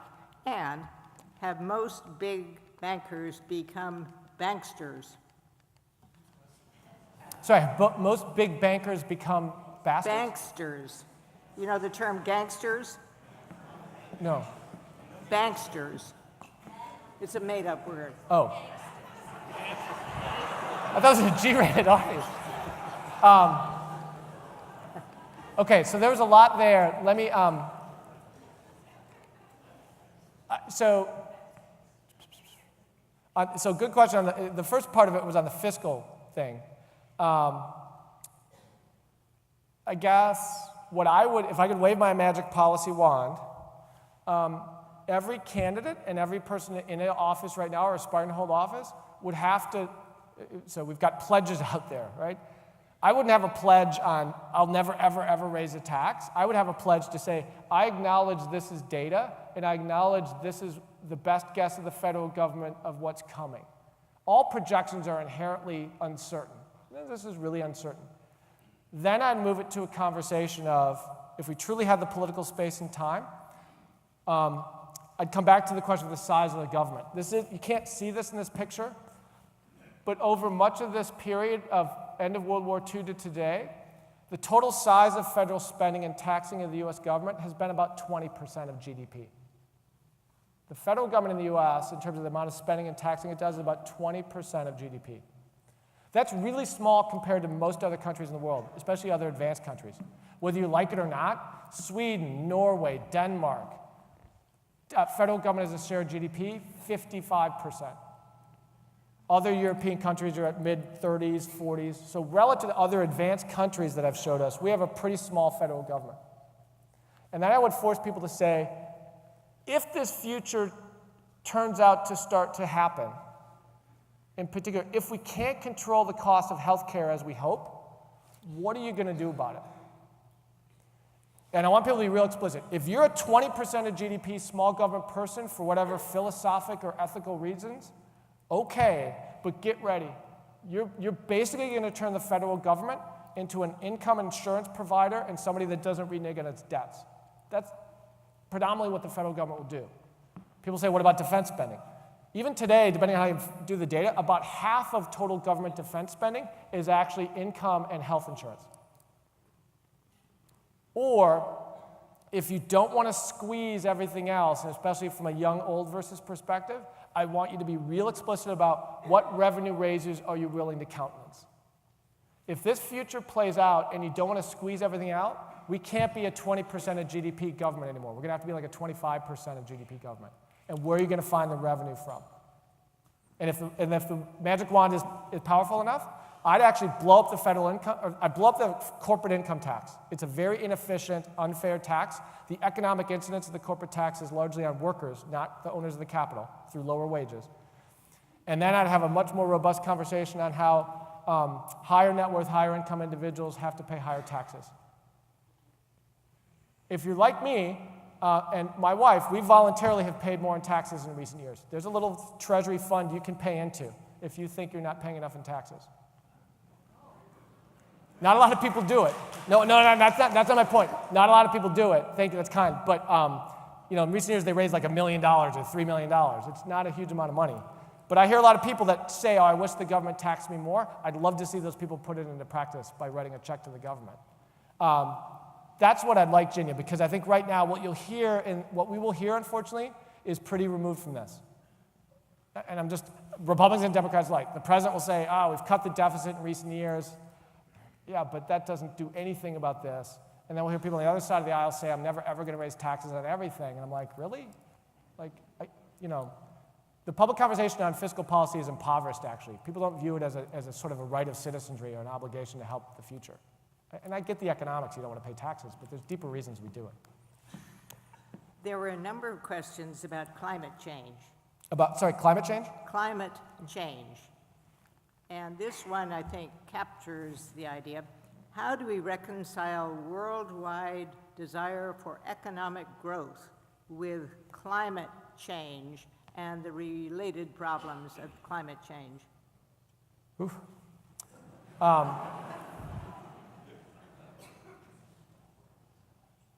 So I'd say two things. Yes, I'm sure there's a wide range of views on what you personally think is going to happen to the climate in the next 30 years and what role you think humans play in this. Not even the Nobel Prize-winning scientists understand it well enough. And yet, think about the logic for why you insure your home, for why you have car insurance. why you have any other kinds of insurance. Not because you're expecting or hoping to have an automobile accident or to have a fire burn down your house. You're insuring yourself against bad draws in the future that if they happen, you don't want to be catastrophic. The planet is warming, has been warming. How much and how much role humans play, I don't really know, honestly. I've got a sense we played a huge role, we humans, and some people in this room will disagree with that. And we're not going to settle that over however many refreshments. But what honestly, as much as I worry about income distribution, for my kids and my grandkids, hopefully they might come someday, not soon, but later, I'm terrified about getting it wrong on climate policy. If we get it wrong on climate policy as a planet, this is not tax policy. This is not immigration policy. If we mess up tax or immigration policy, we can fix that tomorrow. If we mess up climate policy, it may truly be catastrophic for the human race. And so then my perspective then is, just my view is we should think about climate change like insurance. Acknowledge you don't know the future. That's not the issue. The issue isn't your best guess versus the next person's best guess. The issue is if we acknowledge there's some chance of a catastrophic outcome, the right response now is a measured and over time increasing policy response if we need to get there. Now, what the policy response needs to be is something global. This picture, generalized to all emerging markets, what we do in the United States with our carbon emissions is, by the week, increasingly irrelevant for what happens to the world's planet. The world's largest, biggest CO2 emitter today is China. We are an increasingly second place behind it. And if I add up all of the other countries in the world that are emerging, like China, all forecasts are whatever is going to be the total change in CO2 emissions and other pollutants, it's all going to come from the emerging markets. Because they're fast GDP growers and they're dirtier. They don't have the technologies that we do. That's not to say that we in the United States should abdicate our responsibility to be involved. But the cold reality is it's everything, more and more it has to do with pictures like this. It's still the case that every week in China, a new US-scale coal-fired power plant to generate electricity comes online. The problem in China, they sit on top of 1 gazillion tons of dirty coal, and it's a relatively inexpensive source of electricity. So if I'm waving the magic policy wand again, all these, I gotta admit, the international conferences that the UN organizes for these things, they're earnest, but they're largely a waste of time. What has to happen, actually, this is just a statement of kind of business leadership, is you actually have to get President Obama and his successor, whoever he or she may be, and the President of China and the President of India, and like the 5 largest polluters to get together and not just make some pledge, but actually come up with a tangible cross-border carbon tax of some kind to start to slow the rate of growth of CO2 emissions. That would be the right policy response, I think. But I would urge everybody in this room to try to frame the conversation not in terms of, I know the future better than you, or I know the science today better than you. The right framing should be from an insurance perspective. If we get this one wrong, is potentially catastrophic in a way that no other policy issue is. I'm a Tigger, so I didn't want to talk about that, but And you're right, the challenge is you go to China and India, and the trade-off is so much more acute. Yes, people want to have more economic growth and opportunity and a future for the kids, but oh my goodness. So I'm sure you go to Beijing, you go to these cities, I travel a bit, and it's horrific when you're in these cities sometimes. The pollutants, the ambient air pollutions, the water. I was in China last year, 2 years ago, there was a big protest from farmers, and they were dumping thousands of dead pigs in the Huangpu River, and I was just like, ugh. Where is China on the corporate tax rate slide which you showed? Do they tax their companies? They do. They're not a member of the OECD, so they weren't in that picture I showed us. But here's an example. China has simplified their corporate tax regime in recent years. They used to offer lower tax rate to foreign invested enterprises, FIEs, Western companies. But they realized that starts to generate gaming of the tax system, and you claim you're a foreign company when you're really not. So they unified a corporate tax rate, and they lowered it. Their corporate tax rate, don't quote me, this isn't going to be exactly right, but it's like 21% or 20% is their corporate tax rate. And I'll generalize, if I may. This is a good example of, I love my country, but we don't have a lock on good policies and good wages. It's not like some law of physics. If I drew us this picture for after the last major tax reform in '86, the Reagan, bipartisan Reagan tax cuts. We cleaned up our corporate tax code, and in '86, we were kind of middle of the pack. Had a pretty low rate compared to most countries, a much simpler code. And then grind forward with roughly 30 years of loopholes put in and riders and other countries simplifying, cutting their corporate tax codes. And this is one where now we're an outlier. It's not just what we do with our policies, it's what we're doing relative to other countries that determines kind of economic power. And what worries me is sometimes people, from an earnest place, I think they say, well, America's great. And I agree, I get that. But boy, this isn't all that great in terms of policy. And it's not just what we're doing, it's what everybody else is doing. Are all components of GDP of equal value in measuring a country's economic power? For example, can you compare Goldman Sachs and Google in terms of their economic power? Another great question. No. So no, meaning the companies are clearly different. What I would say the following. What I value most when I think about economic policy is we're creating what I would call, and I think this is actually attributed originally, I think, to Mike Dukakis in his presidential campaign, good jobs at good wages. What companies or industries those are in, I'm not nearly smart enough to know because of how dynamic and innovative a lot of our really best industries and companies are. Google is a search engine in terms of their sources of revenue, and yet they're doing things with Google Glass, and they're doing things with driverless cars and all kinds of other things. Really good, dynamic, innovative companies are continually asking questions about why we do what we do and what could we do differently and what might allow us to create good jobs and profits and all that good stuff along the way. So a lot of times economic policy focuses on, well, which are the winning industries and which are the winning companies we should back. And I think a lot of other economists would say that's a really bad way to approach public policy, not because people in government aren't earnest, but they're human beings like you and me, and they're not more omniscient or prescient than the leaders of these companies. And it's almost hubris to think government policymakers can pick the better lines of business than others. But the quality of those jobs has to do with the productivity of the workers, and that has to do with our educational system, our infrastructure, our immigration policy, our tax policy.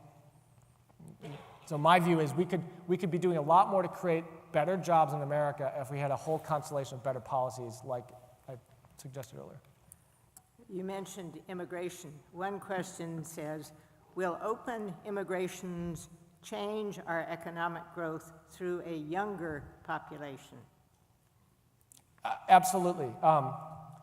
If you have me to rank what is like in almost all main dimensions a real big win economic policy change, it is radically expanding the ability of high-skill, high-talent individuals from the rest of the world to work in America.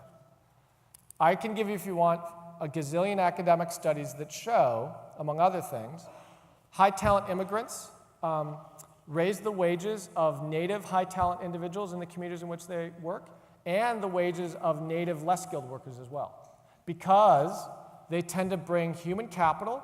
They're more innovative in terms of coming up with more patents than existing companies. They start up companies at higher rates. Of today's Fortune 500 companies, it varies by the day depending on who's in and out, but about 40% of the Fortune 500 companies in America today were founded by an immigrant or the child of an immigrant. Google's a good example, right? And because they make the economic pie bigger, they're paying taxes and stuff here. I mean, from a fiscal perspective, high-skilled immigrants are awesome because we don't incur all the public investments of educating them, but then they come here and they start paying high taxes. So that's great from a fiscal perspective. And yet, we can't find a way in Washington, D.C. to change what I described earlier. And I gotta admit, we have a lot of great foreign students that talk, and it breaks my heart. Every year, there's students that don't match in the H-1B visa lottery, and with real concern and consternation, they're trying to figure out what to do, like I said before the break. Thinking about our country, part of our international power has been through sanctions. Will other sources of capital by other countries eliminate our advantage? Another great question. Short answer is yes. This picture means the ability of the United States to effectively enforce sanctions on another country wanes. I mean, just kind of basic math. The bigger other countries are in the world, if they're not part of the sanctions regime, the less it matters if we're undertaking sanctions against another country. Now, clearly, it depends on the particulars of the country, what industries would be involved, but our ability to unilaterally impose sanctions on other countries has been waning as long as our share of world output has been falling. You might not like that, but look at the Iran deal that is being discussed and debated. 6 countries, and I've heard a lot of commentary, which I think is kind of right, that says, well, if the U.S. Congress scuttles it or whatever, a future president, other countries involved, like China and others, might say, well, that's your domestic choice. We've decided to lift the sanctions, and what are we going to do about it? Then it comes back to, do you think Chinese leaders, after what we did with the investment bank, are more inclined to listen to the U.S. or less inclined to listen to the U.S., right? Our population has tripled in the last 90-plus years, plus we use robots for many jobs. Question, where will any jobs for people be in the future? Yeah. Great question. So I'd say the following. In 1900 in the United States, about 45% of people worked in what industry? Awesome, agriculture. What fraction of the U.S. labor force works in agriculture today? Depends, but yeah, great, like 1.5%. Depends on how you measure ag, how broadly, food processing and stuff. If we were all sitting here in 1900 having this discussion for OSHER back then, and someone had said, my crystal ball came through really clear on this one thing, and in 2015 in America, 1.5% of the labor force will be in ag. And then there probably would have been this, this hue and cry and consternation and said, my gosh, what'll happen? Like, how's that going to be? There's going to be mass unemployment and so on and so forth. Over centuries around the world, one of the things that is continually remarkable is productivity growth doesn't on net destroy jobs. It does in certain industries, absolutely. So, the absolute number of people in ag, we'd have to do the math because we're a bigger country in terms of population than in 1900. But the story in ag is productivity growth. The fact that you've got these global companies that are awesome, like John Deere and others, they've mechanized ag, they've made it much more capital and technology intensive. Has anybody ever been to the John Deere headquarters in Moline, Illinois? It's amazing. You go there, and they've got all these tractors and things right there, right, that you can see. And the ones that they've got on display today, they're like several $100,000. My wife has one of these shirts that says, "We'll trade husband for Deere tractor." And I'm like, thank you. But it might be a sweet deal from the perspective of, like, you get this amazing rig, and now they've got GPS positioning technology, and the farmers, they can go down the field one day after another and be putting water down one day and the fertilizer and the nutrients the next days with like 2-inch variance. While the farmer, she can be sitting in the cab pulling down the latest grain prices. It's unbelievable. But that innovation and scalability of productivity in ag is why nobody works in ag anymore. Today, in a lot of countries, there's concern with how rapid IT innovations are, like where are the jobs of tomorrow going to be? I worry about that too, and yet I'm a little more sanguine because of centuries of history. The jobs are going to appear as new industries appear, as old industries come back in new ways because of technology. And I'll connect that again with my point about why public policy is misguided when it starts to frame the questions of which companies and industries should we support. None of us is wise enough to know for certain. What we do know is if we aren't creating the skills and the infrastructure and the business environment to have really good companies hire really talented people, they won't be good jobs. And in manufacturing today, for example, so if I may, so think about manufacturing. How many people work in American manufacturing today? About 12.5 million. Good answer. How many people worked in American manufacturing in spring of 1941 before the Japanese bombed Pearl Harbor? 12.5 million. Yet today we make about at least 10 times more in manufacturing output because of how much more productive the manufacturing companies and their workers are. Yet those workers today, and I said that to somebody at the break, what manufacturing in the US need today, not to be crass, but this is a real issue in some areas, they need people that can show up on time and pass drug tests. But beyond that, what they need are people that know trigonometry, some basic computer programming, they've got problem solving and communication skills that are required to work in team production like they have, And so many manufacturers in America are saying to public officials and anybody else that will listen, we can't find the young adults that have the skill sets that we need to create these jobs in America. So they're either then going to automate them away or they're going to create the jobs outside of America. And I come back to my point earlier, we can blame the companies for that if we want, or we could look at the message that they're telling us and say, that's like a canary in the coal mine telling us something's wrong with our education system and kind of down the line. To return to the horrible idea of debt, there was a great increase in debt, the deficit, from 2000 to 2013. You mentioned the fiscal crisis and medical costs as contributing factors. What portion of the steep increase was due to the costs of the Iraq War and medical costs for veterans and so forth? So the question was about the rise in debt as a share of GDP here. This is net debt, so it's about from 35% to about 72% where it is today. It's about doubled in the past 12, 13 years. Healthcare costs were a bit of that because the contribution of healthcare costs and Social Security pensions is actuarial tables grinding through every year. As the leading cohorts of the baby boom generation start to reach traditional retirement years and exit the labor force and draw Social Security, and as just with aging, they tend to consume more healthcare services. So that's kind of been happening throughout this whole period. But that, I don't know the exact numbers, it's a great question. I'll assert a small minority of this big jump was healthcare costs. I'm kind of making it up, 20% maybe at most. Most of this was spending on the Afghanistan and Iraq wars and tax cuts then. We put in place substantial tax cuts and income and dividend rates here. That's that bump. This is almost entirely the economic impact of the recession and financial crisis driving up unemployment and therefore driving down tax revenue of individual tax, corporate tax, and raising spending automatically, and the American Recovery and Reinvestment Act, the big fiscal stimulus. The economic downturn plus the policy changes to increase spending even more explains almost all of that. The projection is based on, again, a big wild card with this is the best guess for what happens with healthcare costs.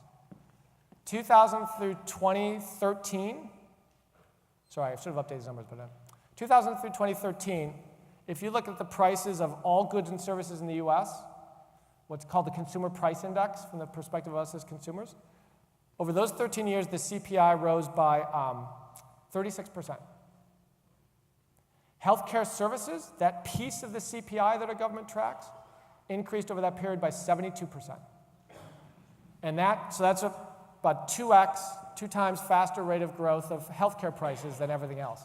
That's been happening for decades in the US.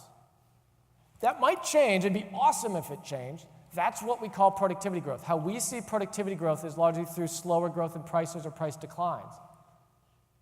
What happened to the price of personal computers over that 13-year period? They fell by 88%. Personal computers, I'll point out, IT hardware, is one of the most innovative, globally connected, immigrant-intensive industries that we have. Kind of on my point of view, what policies foster dynamism. And footnote, educational services, what happened to college tuition and fees over that 13-year period? As measured in the CPI, an increase of 121%. That's just an increase in the quality of the faculty over that time period. So it's just mismeasurement. But, I mean, if you think about the two least innovative industries in America that paradoxically have the biggest impact on things like this, I love being an educator, but it's education and it's healthcare. Right?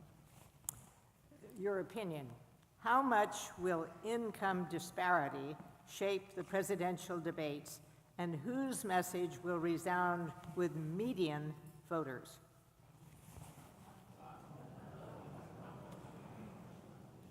I think this picture is shaping both sides of the presidential race right now.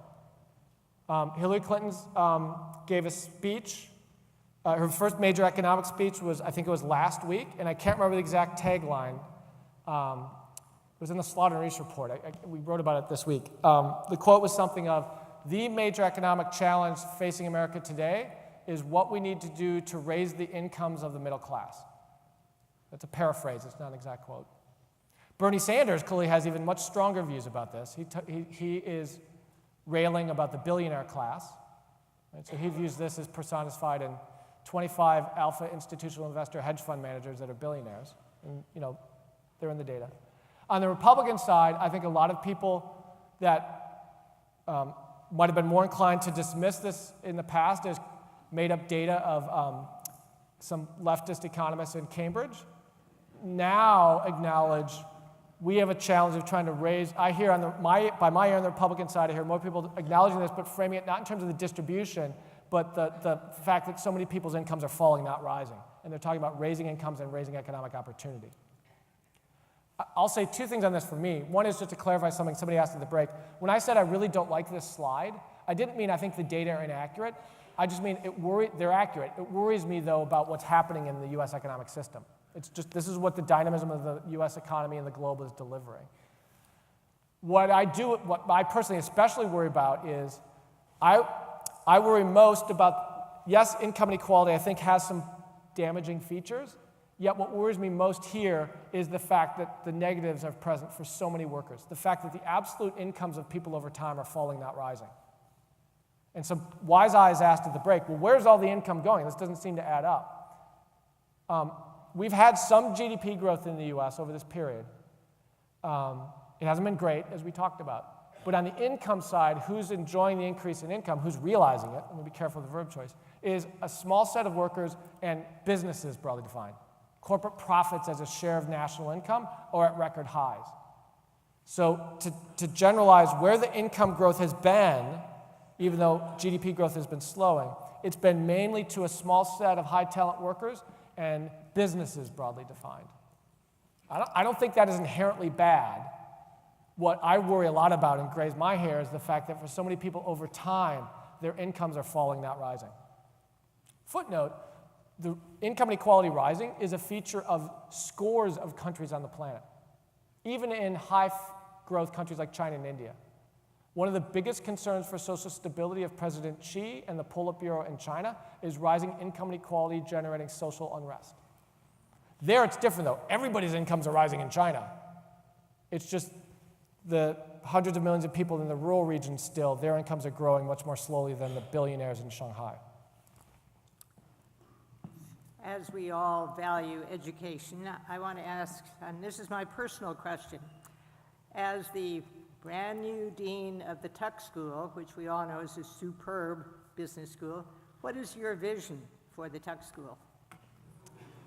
Oh, thank you. My vision for the Tuck School is leaders who, I want people to join us, to challenge themselves, and to better the world. I want them to do well and do good. And we've done that, I think, a lot at Tuck, but one of the things that is truly different is the themes we've been talking about here today, whether you like it or not, and we've got terrific students at Tuck, but one of the things in recent years I've stressed to them in my new role there serving the school I will emphasize is, in these kinds of surveys, when you ask people, what do you think about business? Fairly or not, a lot of people in a lot of countries say, oh, I had it up here, sorry. I'm not a big fan of business leaders. In the survey here that I cited from the FT, which from about 10 companies, 5% or fewer of those polled in the US and all large European economies, for some reason except Italy, saying they had a great, hardly anybody said they had a great admiration for those who run large companies. In these countries, between a third and a half say they had no admiration at all for corporate bosses. In some broad sense, we at Tuck create corporate bosses.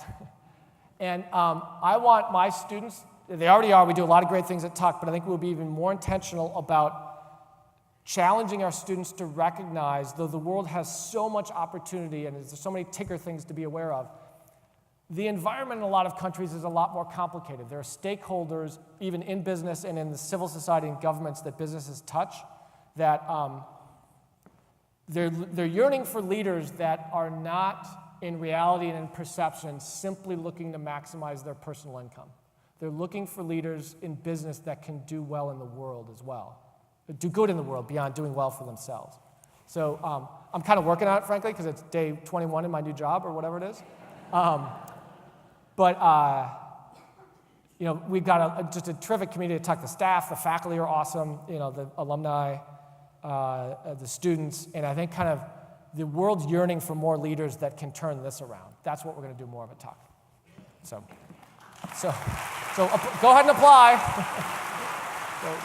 so thank you. We had so many simply superb questions, and I've only been able to ask a few of them, but I have one final question, which I think is superb.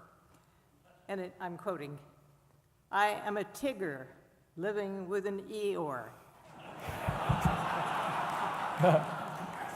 Other than voting, what can one individual do to right our ship? Yeah. I too believe I am leaving our country to our children and grandchildren in terrible debt. I don't want to feel helpless and hopeless. Help me. Yeah, no, I got you.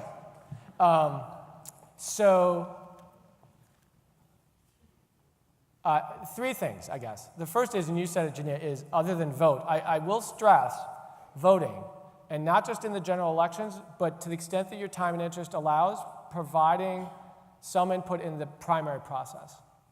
I think a lot of people in the room understandably say the problem with American electoral process, why we have this partisanship, stems from the primary process for Congress people and for the president. And people say it's only the crazies that show up. It's only the way left people on the Democratic side and the way right people on the Republican side. And people say, look at the Democrats. This is why Bernie Sanders is drawing these huge crowds, because he's speaking fire and brimstone about the billionaire class, and that's going to pull Hillary Clinton to the left, is what one reads. And somebody on the Republican side, they're talking about when people are out there and they're talking about never touching guns and other things or whatever the issues are, and that's going to pull the Republican candidates to the right side. And then everyone says, and then in the general elections, the candidates have to tack to the middle. That may all be true. That all is conditional on the reality, which is most independents or moderates don't participate in the primary elections or the primary process. Think what you will about his policies. He was very smart and articulate, and I think a very good public servant. Barney Frank, I had him up to talk about, this is, 3 years ago maybe, in the wake of Dodd-Frank, and before he stepped down from his Massachusetts position. And somebody in the audience asked him a question like this, and Barney was very articulate. He said, look, I understand your frustration, but please, please, please, you have no standing to complain to me about this if you haven't voted in primary elections and aren't going out and doing something in the primary process. And I think there's a deep element of truth in that, which is the median voter, it's still the case in a lot of ways, median voters in the US self-identify as independents or as kind of moderate Republicans or moderate Democrats. But they're choosing not to participate in the primary process. So conditional on having the primary process, voting is one of them. I guess the second thing I would suggest is in big and little ways, at home over the kitchen table with your Tigger or Eeyore, whichever it is, or around the lunch table or whatever. Again, I'm a data geek, but what bothers me is so much of what passes for political discourse is anecdote and assertion. And I know I threw a lot of numbers at us, but I think it's so important to force ourselves and to force those around us to try to change the nature of the political discourse to be more based on data, frankly. I'm a big believer that public policy be formulated based on data distributions, not data anecdotes. Can I find you a company that shut down a plant in the US and exported jobs? Absolutely. That happens every day. Can I find you a high-skilled immigrant that beat out a native-born American for a job? Absolutely, every day. Every hour that America is open for business, do you know how many jobs are destroyed every hour in the US economy? So we've been here for 2.5 hours. How many jobs in the US economy have been destroyed in the past 2.5 hours?